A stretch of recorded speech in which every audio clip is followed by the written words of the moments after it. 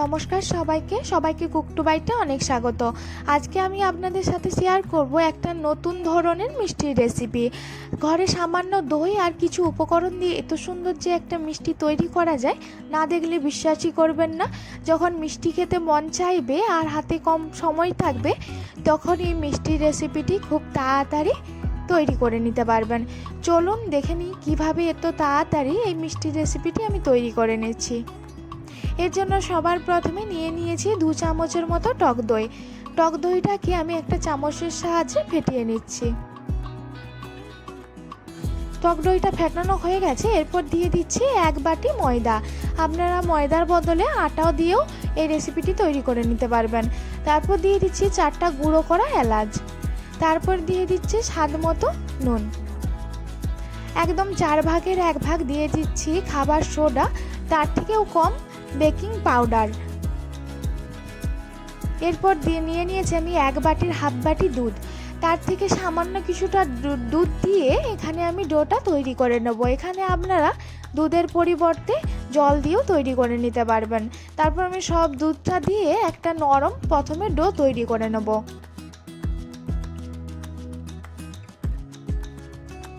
এবার হাতের সাহায্যে এই ডোটাকে একটু ভালোভাবে মিশিয়ে নিতে হবে।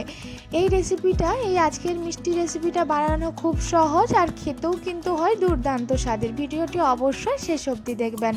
এরকম অবস্থায় আমি 10 মিনিটের জন্য ঢাকা দিয়ে রেস্টে রেখে দিচ্ছি। এরপর একটা কড়াইতে দিয়ে দিচ্ছি 2 কাপ জল আর 1 কাপ চিনি। এবার চিনিটা কিছুক্ষণ 2-3 মিনিটের জন্য ফুটিয়ে নেব। 2-3 মিনিটের জন্য চিনিটা ফুটিয়ে নিয়েছি। তারপর দিয়ে দিচ্ছি 3টা মুখ ফাটিয়ে রাখা এলাচ, আর তারপর দিয়ে দিচ্ছি 2-3 drop yellow food colour. Food কালারটা পুরোপুরি অপশনাল, আপনাদের মন চাইলে দিবেন। এখানে ফুড কালারটা ব্যবহার করেছি কারণ কালারটা ভালো আসবে ওই জন্য। এখানে কিন্তু চিনির সিরাটা বেশিক্ষণ ফোটানোর দরকার নেই। যখন দেখবেন একটা হালকা চ্যাটচ্যাটে ভাব চলে আসবে, তখন বুঝে নিতে হবে চিনির সিরাটা তৈরি হয়ে গেছে। তারপর 10 মিনিট পর ঢাকনাটা খুলে দেখিয়ে দিচ্ছি। দেখুন ময়দাটা অনেকটাই নরম হয়ে গেছে। তারপর এখানে আমার আর কিছুটা ময়দার প্রয়োজন। আমি 1 চামচের মতো ময়দা দিয়ে আবার একটা ডো তৈরি করে নেব।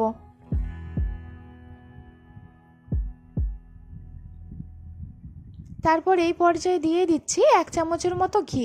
এই পর্যায়ে ঘিটা দিলে ঘিয়ের স্মেলটা কিন্তু খুব ভালো আসে, ঘিয়ের ফ্লেভারটা কিন্তু খুব ভালো পাওয়া যায়। এই তো আমার ডোটা তৈরি করা হয়ে গেছে। এরপর এই ডোটা থেকে আমি 2টো লেচি কেটে নেব। এবার একটা লেচিকে হাতের সাহায্যে গোল করে এরকম চেপ দিয়ে আমি এইরকমভাবে 2টো লেচি তৈরি করে নিয়েছি। তারপর যেখানে আমি বেলবো ওই জায়গাটায় আমি সামান্য কিছু ময়দা দিয়েছি। বেশি ময়দা দেবেন না, বেশি ময়দা দিয়ে দিলে তেল যখন এগুলো ভাজবো তেলটা কিন্তু পুড়ে যাবে। এখানে কিন্তু বেশি পাতলা করে বেলার দরকার নেই, যেমন আলুর পরোটা হয় এই রকম একটা মোটা করে বেলে নেবেন। তারপরে এখানে আমি কেকের নজেল নিয়েছি। আপনাদের কাছে যেইটা থাকবে ওই রকম ছোট ছোট দেখে আপনারা এরকমভাবে কেটে নেবেন। এরকমভাবে আমার সবগুলো কাটা হয়ে গেছে। এগুলো কিন্তু আমার একটু পাতলা হয়ে গেছে, আপনারা এর থেকে একটু বেশি মোটা করবেন। মোটা করলে এগুলো কিন্তু ফুলবে ভালো আর খেতেও ভালো লাগবে। এর তো আমি সবগুলো তুলে নিচ্ছি। এরকমভাবে আমি সবগুলোকে কেটে নিয়েছি। এদিকে আমি একটা কড়াইতে 2-3 মিনিটের জন্য তেল গরম হতে দিয়েছিলাম। তারপর সবগুলোকে ছেড়ে দিচ্ছি। দেখুন এখানে কিন্তু মিডিয়াম ফ্লেমে রেখে এগুলোকে ভেজে নিতে হবে। এক একটা ছেড়ে দেওয়ার পর দেখেই বোঝা যাচ্ছে এগুলো আপনি নিচে থেকে ছেড়ে আসছে আর অনেক ফুলে গেছে। এগুলো কিন্তু যত মোটা করতে পারবেন, বারবার বলছি, এগুলো কিন্তু মোটা করলে কিন্তু ফুলবে ভালো। আমি এখানে একটু গোল্ডেন ব্রাউন করে ভালোভাবে ভেজে নিয়েছি। এবার একটু তেল ঝরিয়ে নিচ্ছি। তারপরে যে চিনির সিরাটা তৈরি করে রেখেছি, এবার চিনির সিরাটাই আমি দিয়ে দিচ্ছি। এবার চিনির সিরাটার সাথে একটু চেপে দিচ্ছি, এগুলো চিনির সিরার সাথে ডুবুক। তারপরে আমি এখানে আবার বাকিগুলো যেগুলো ছিল সবগুলো ওকে ভেজে নিচ্ছি। এখানে ভাজতে বেশি সময় লাগে না, 2-3 মিনিট একটু সময় নিয়ে গোল্ডেন ব্রাউন করে ভেজে নিলে এই মিষ্টিটা খুব সহজেই তৈরি হয়ে যায়। তারপরে এই যে তেল ঝরিয়ে নিয়েছি, তারপর চিনির সিরাতে দিয়ে দিচ্ছি। এইভাবে করে আমি সবগুলোই আমার ভাজা হয়ে গেছে।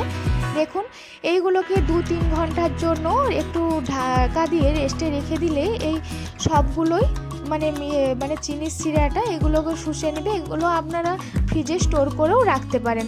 খুব সহজে একটা মিষ্টি রেসিপি আপনাদের সাথে শেয়ার করলাম। কেমন লাগলো ভিডিওটি অবশ্যই কমেন্ট করে জানাবেন। এরকম নিত্য নতুন ভিডিও পাওয়ার জন্য অবশ্যই সাবস্ক্রাইব করে পাশে থাকবেন। সবাইকে অনেক ধন্যবাদ।